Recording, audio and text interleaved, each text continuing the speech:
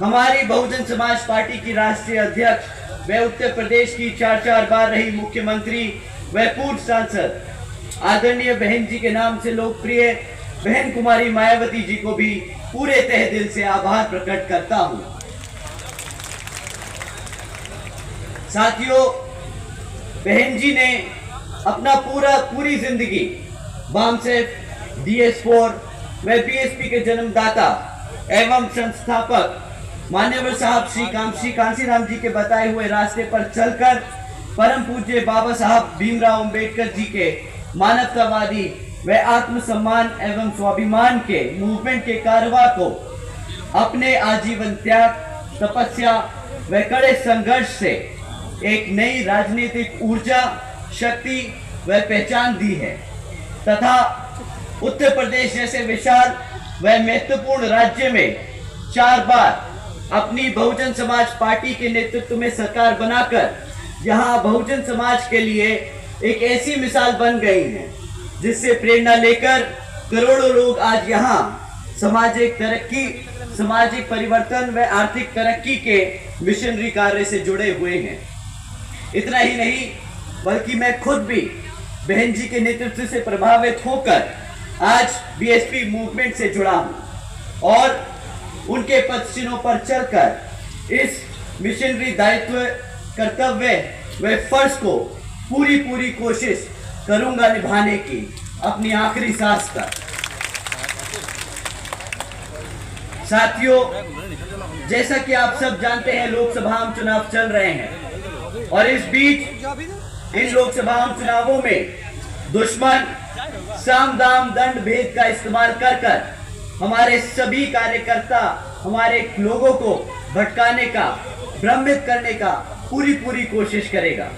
परंतु साथियों, दुश्मन आज उतना मजबूत नहीं जितना पहले था, तो वो आपके सामने आकर सामने से वार नहीं करेगा।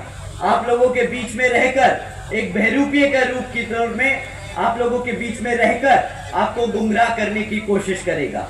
परंतु साथियों, अब समय आ गया है कि ऐसे बहरूपिये जो बहुजन समाज पार्टी के नाम पर नीला पटका पहनकर, जय भीम के नारे लगाकर, मान्यवर साहब को, बाबा साहब को अपना महान नेता मानकर, जय भीम के नारे लगाकर आप लोगों को कहते हैं कि भाई बहुजन समाज पार्टी अब पुराने जमाने की पार्टी है, तो ऐसे लोगों को अब मुंह तोड़ जवाब देने का समय आ गया है। साथियों, बहरूपियों को मुंह तोड़ जवाब देने का समय आ गया है। अब बर्दाश्त नहीं करेंगे कोई हमारी बहुजन समाज पार्टी का वोट काटकर इधर उधर विपक्षी पार्टियों को समर्थन देने की बात करे। अब समय आ गया है ऐसे लोगों को समाज में बीच में लाकर जूता मारकर उनको उनकी औकात दिखाने का।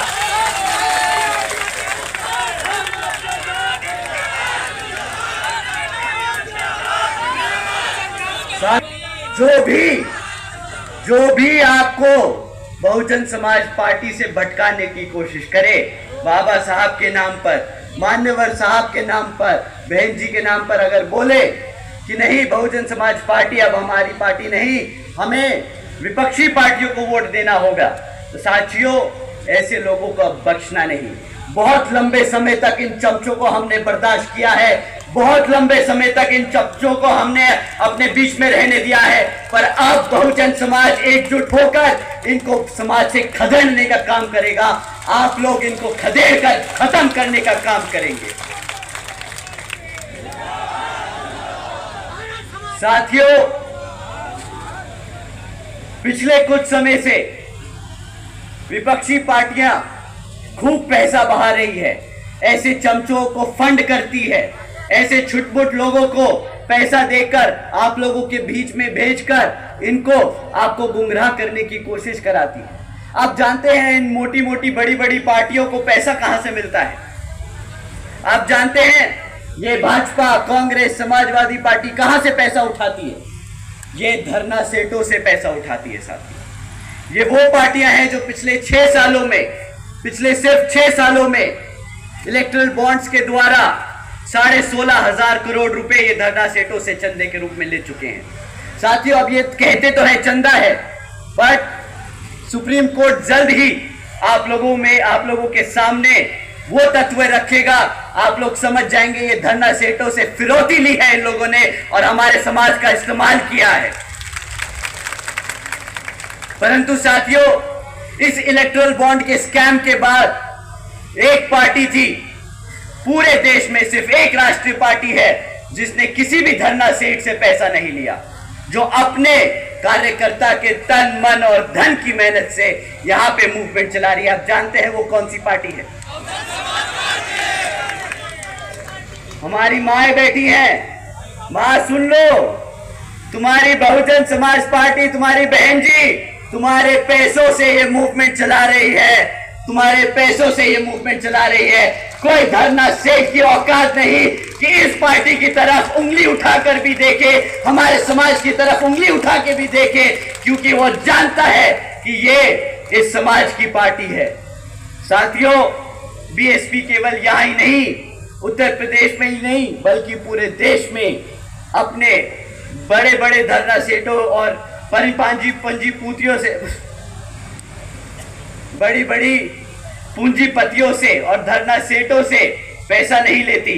बहुजन समाज पार्टी यहां अपने कार्यकर्ता, अपने समर्थकों के तन मन और धन से यहां पर उनके बलबूते पे ये मूवमेंट चलाती है।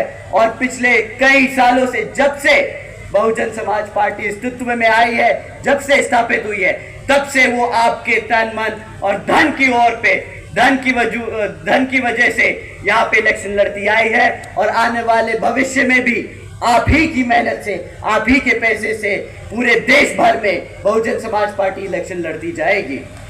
तो साथियों, मैं ये मौका लेता हूं आप लोगों का एक बार दिल से धन्यवाद करने के लिए कि आप लोग अपने दिन की दहाड़ी से निकालकर, आपके दिन की कमाई से निकालकर 10-10, 100-100 रुपया जो आप इकट्ठा करके पार्टी फंड में जमा करते हैं, उसकी बदौलत हम ये मूवमेंट चला पा रहे हैं। तो आप सभी को मैं तहे दिल से धन्यवाद करता हूं। आप लोगों की मेहनत को हम जाया नहीं जाने देंगे। आप लोगों की हकों की आवाज हम पार्लियामेंट तक पहुंचा कर रहेंगे और आपके लिए काम करते रहेंगे। साथियों, जैसा कि आप जानते हैं कि बहन जी ने कभी भी, बहुजन समाज पार्टी ने कभी भी कोई मैनिफेस्टो जारी नहीं किया, क्योंकि बहन जी मानती हैं कि जब जब यहाँ के लोगों ने, यहाँ की आवाम ने हमें सत्ता में बिठाने का काम किया, हमने बहुत काम किया है अपने समाज के लिए। तो जब भी हम वोट मांगने जाएं, हम अपने कामों के साथ वोट मांगने जाएं। हम आने वाले 5 साल 10 साल के वादों के साथ नहीं जाएंगे, हमने जो पिछले 10-15 सालों में काम किया हम वो लेके जाएंगे। तो साथियों, इसी आधार पर हम आपसे दरख्वास्त करेंगे कि जब भी कोई विपक्षी पार्टी आप लोगों के बीच में आए वोट मांगने, तो आप उनसे उनके पिछले 10 सालों का काम मांगे कि भाई तुम पिछले 10 साल से सत्ता में थे, पिछले 5 साल से सत्ता में थे, पिछले 2.5 साल से सत्ता में थे, तो तुमने हमारे समाज के लिए क्या काम किए, उसके आधार पे आप उनको वोट देने का काम करेंगे। साथियों, इस बारी सवाल बिना किए कोई वोट नहीं जाएगा। हमारी माएँ यहाँ बैठी हैं, आप अपने बच्चों को समझा दीजिएगा कि बेटा इस बारी बिना सवाल किए, बिना जवाब मांगे कोई वोट नहीं देगा। साथियों, इसी क्रम में मैं आप लोगों के बीच में कुछ मुद्दे छोड़ के जाऊंगा, कुछ सवाल छोड़ के जाऊंगा जो आप इन विपक्षी पार्टियों से पूछ सकते हैं। साथियों, पिछले 10 साल से केंद्र की सरकार में कौन सी पार्टी सत्ता में रही? कौन सी पार्टी सत्ता में रही? चोरों की पार्टी सत्ता में रही, भाजपा नहीं, चोरों की पार्टी सत्ता में रही है। तो